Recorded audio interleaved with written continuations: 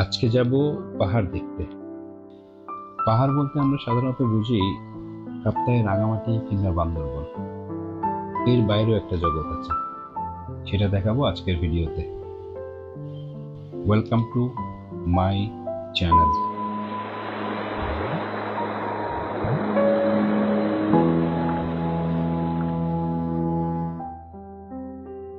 আজকের ভিডিওতে কি কি থাকছে, শুরুতেই তার একটা ছোট এক্সাম্পল দিয়ে দিচ্ছি। ভিডিওতে যেগুলো দেখছেন, মূল ভিডিওতে এর বিস্তারিত দেখতে পাবেন।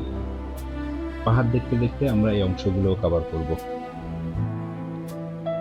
আজকে বের হয়েছি মূলত মানিকছড়ি যাওয়ার জন্য। এখন অনেকের প্রশ্ন থাকতে পারে, মানিকছড়ি জায়গাটা কোথায়? আপনি যখন ফটিকছড়ি পার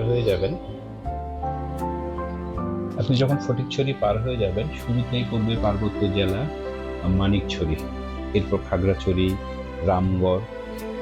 বিখ্যাত পর্যটন স্পট সাজেক এই রুটে অবস্থিত। যারা সরাসরি ঢাকা থেকে সাজেকে আসেন, এই রুট তাদের পড়বে না, তারা সরাসরি রামগড় হয়ে সাজেক চলে যান। এই রুটটা কিছুটা ভিন্ন। অন্যান্য পার্বত্য এলাকার চেয়ে এটা অনেকটাই ভিন্ন। এখানে যানজট নেই বললেই চলে। আপনি যখন রাঙামাটি, কাপ্তাই কিংবা বান্দরবন যাবেন, অনেক যানজট পোহাতে হবে আপনাকে। এই জায়গাটা তাদের জন্য সবচেয়ে আদর্শ, যারা লং ড্রাইভ পছন্দ করেন। সেলফ ড্রিভেন গাড়িতে যারা লং ড্রাইভ পছন্দ করেন, তাদের জন্য এটা খুবই আইডিয়াল। চলতে চলতে আপনার এই যে সূর্যমুখী বাগানটা দেখছেন, এটা আপনার চোখে পড়বে।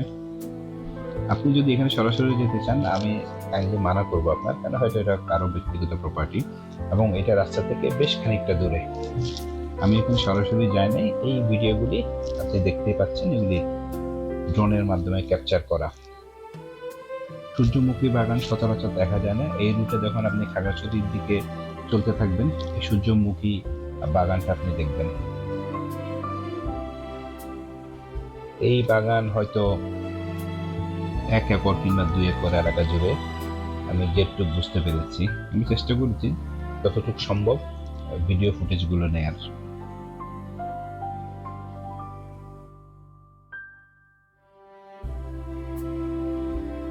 এই একই রাস্তায় যখন আপনি চলতে থাকবেন, এই বিশাল বৌদ্ধ বিহার আপনার চোখে পড়বে। বিশাল যে বৌদ্ধ মূর্তি দেখতে পাচ্ছেন, এটা অনেক দূর থেকে দেখা যায়। পাশাপাশি এখানে একটা ওয়াচ টাওয়ার আছে। অনুমতি এবং এই ধরনের অফিসিয়াল বিষয়গুলো আমি অ্যাভয়েড করার জন্য ভিতরে না গিয়ে বাইরে থেকে ড্রোনের মাধ্যমে ভিডিওগুলো ক্যাপচার করেছি। ড্রোনে ভিডিও ক্যাপচার করলে একটা সুবিধা কি, এত বড় জায়গার সৌন্দর্যটা খুব সহজে দেখা যায়। আপনি হেঁটে এটা কোনোভাবে কভার করতে পারবেন না। পুরো জায়গাটার সৌন্দর্য চোখে পড়ার মতো। আপনি যদি কখনো এই রুটে যান, আপনি অনুমতি সাপেক্ষে ভিতরে যেতে পারেন। পুরো জার্নিটাই ছিল পিএলএ একটা লং ড্রাইভ। সাথে আমার 2জন বন্ধু ছিল, আমাদের ইতালি প্রবাসী তৌহিদ এবং সৌদি আরবিয়া প্রবাসী ইকবাল। পুরো জার্নিতে ওদের উপস্থিতি আমাকে এনকারেজ করেছে। এই ভিডিওটা 29 রোজায় করা। সো ওই সময় কোনো খাবার দাবারের ব্যাপার স্যাপারও ছিল না, তেমন কোনো যাত্রার বিরতিও দেওয়া হয়নি। পথেই যখন কোনো ইন্টারেস্টিং জায়গা দেখেছি, ওখানে দাঁড়িয়ে কিছু ফুটেজ কালেকশন করেছি। আশা করছি আমার ভিডিওটা আপনাদের ভালো লাগতে পারে। এই এলাকায় অনেকে আসা যাওয়া করেন। ফটিকছড়ির বিখ্যাত সেলফি রোড, এই রোড দিয়ে আপনাকে যেতে হবে। পাশাপাশি যারা পাহাড় পছন্দ করেন, তাদের জন্য এই জায়গাটা আইডিয়াল হতে পারে। এমনিতেও মানিকছড়ি আমার খুবই পছন্দের জায়গা। এখানে যে 3 প্রহরী বাজার, এখানে আমি প্রায় এসে থাকি বাজার করার জন্য। এই বাজারে যদি আপনি আসেন, তাহলে অবশ্যই আপনাকে সকাল 6টায় রওনা হতে হবে। এই বাজার 8টার পরে আর বসে না। এখানে আপনি অনেক পাহাড়ি সামগ্রী পাবেন, শাকসবজি, হাঁস মুরগি, ফল, সিজনাল ফল বেশ ভালোই পাওয়া যায়। খাগড়াছড়ি এরিয়া আম্রপালি আমের জন্য বিখ্যাত, তো আপনি আমের সিজন এখানে আসতে পারেন। পরিশেষে বিদায় জানানোর সময় এসছে। আশা করি আমার ভিডিওটা আপনার ভালো লাগবে। আপনারা যারা ভিডিওটি দেখবেন, কাইন্ডলি লাইক, শেয়ার, সাবস্ক্রাইব করবেন। ইউটিউবের চ্যানেলটা আমি চালু করেছি হয়তো 2 মাসের কম সময়। আমি একটা চ্যালেঞ্জ নিতে চাচ্ছি। মানুষ কিভাবে সোশ্যাল মিডিয়া থেকে ইনকাম করে, ইউটিউব চ্যানেল থেকে, সেটা আমি দেখতে চাই এটা আসলে কতটা সম্ভব।